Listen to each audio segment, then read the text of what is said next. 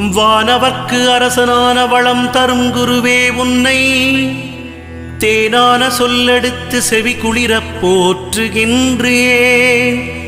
காணாத இன்பம் யாவும் காண நீ வழிவகுப்பாய். மீனமும் தனுசு முந்தன் மேலான வீடதாகும். பொன்னிறமுல்லையொடு புஷ்பராகத்தை ஏற்றாய். வண்ணத்தில் மஞ்சள் கொண்டாய்.